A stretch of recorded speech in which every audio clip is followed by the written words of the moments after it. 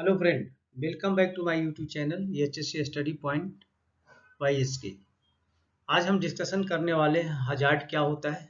उसी को आप बोल सकते हैं वर्क प्लेस हजार्ड क्या होता है, हजार्ड कितने तरह के होते हैं। तो ये सारी चीज़ हम देखेंगे एग्जाम्पल के साथ और वन बाय वन करेंगे, जिससे आपको अच्छे समझ में आएंगे। जितने भी हजार्ड हैं उसे हम यहाँ पे डिस्कस करने की कोशिश करेंगे, और जिससे आपको पूरी चीज़ समझ में आ जाएगी। तो सबसे पहले देखते हैं कि हजार्ड क्या है।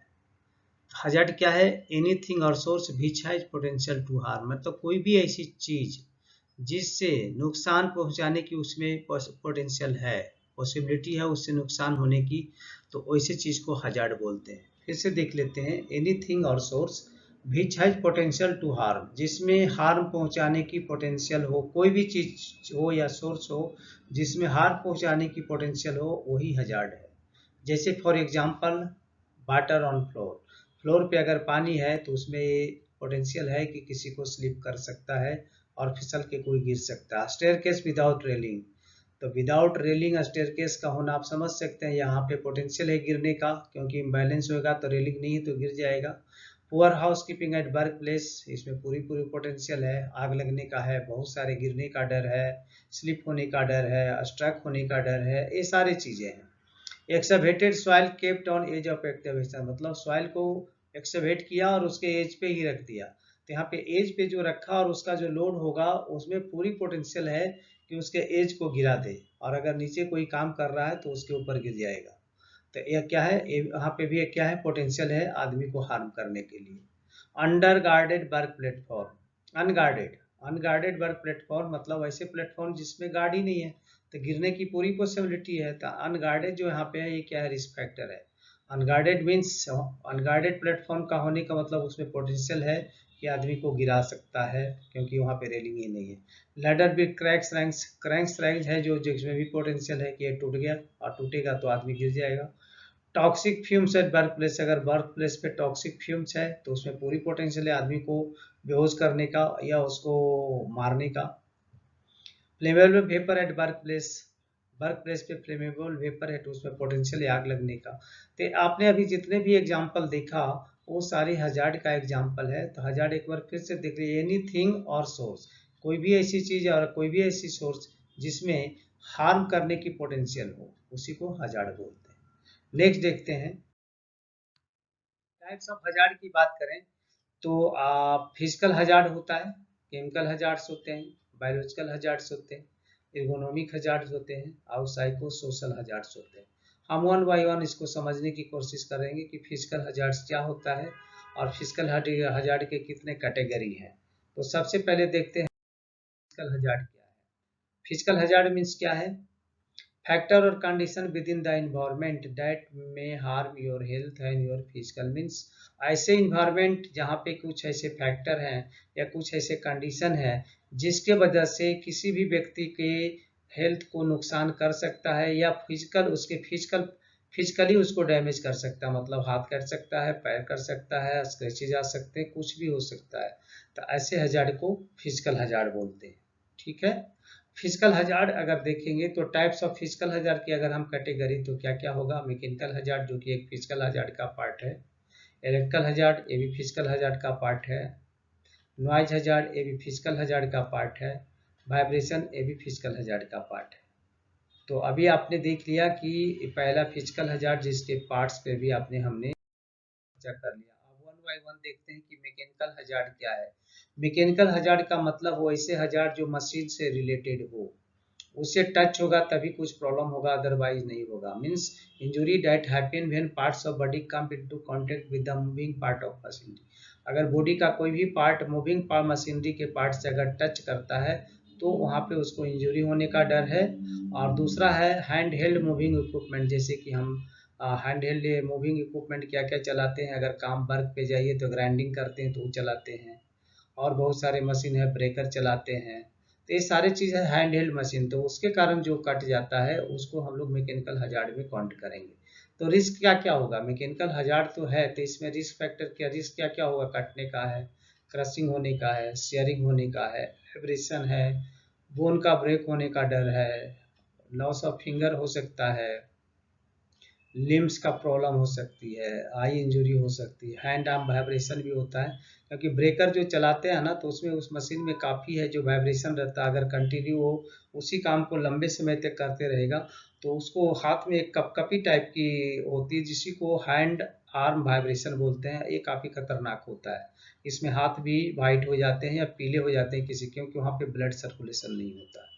तो हमने अभी देखा मैकेनिकल हज़ार और इसके रिस्क।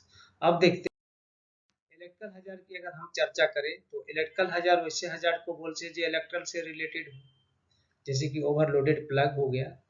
प्लग को ओवरलोड करेंगे तो रिस्क फैक्टर में आएगा। एक्सपोज वायर है जिसपे कोटिंग ही नहीं है, डैमेज इक्विपमेंट यूज कर रहे हैं इलेक्ट्रिकल का तो बहुत ही खतरनाक है। Using incorrect electrical appliances, appliances ही सही नहीं और हम उसका इस्तेमाल कर रहे हैं, तो ये इलेक्ट्रिकल हज़ार में रिस्क क्या क्या होगा। अगर इलेक्ट्रिकल हज़ार तो रिस्क क्या होगा वो तो सब आपको पता है। इलेक्ट्रिक शॉक हो सकता है, बर्न्स इंजरी हो सकते हैं, फायर्स लग सकते हैं, शॉर्ट सर्किट हुआ तो, या एक्सप्लोजन हो सकता है अगर वैसे इन्वायरमेंट में इलेक्ट्रिक प्रॉब्लम आया जहाँ की एक्सप्लोसिव रखे हुए हो तो, हाँ, या फ्लेमेबल मटेरियल हो या वहाँ पे कुछ उस तरह का गैसेज का रिलीज होता है जो फ्लेमेबल हो, तो वहाँ पे एक्सप्लोजन वगैरह पॉसिबल है। अब नॉइज हजार्ड किसको बोलते हैं, जो नॉइज से रिलेटेड हो, मतलब बहुत ज़्यादा नॉइज। आप अब आपको नॉइज प्रॉब्लम कैसे होता है, जैसे सपोज आप ऐसे लोकेशन पे जाते हैं जहाँ कोई चीज़ की आवाज़ आ रही है और उससे आपको इरिटेशन क्रिएट होने लगी, इसका मतलब समझिए नॉइज हजार्ड वहाँ 85 डेसिबल से ज़्यादा है जो कि बर्दाश्त आप नहीं कर पा रहे हो, तो नॉइज हजार्ड मतलब इसमें। अब नॉइज हजार्ड से रिस्क क्या होगा, टेम्प्रोरी और परमानेंट हियरिंग लॉस हो सकता है।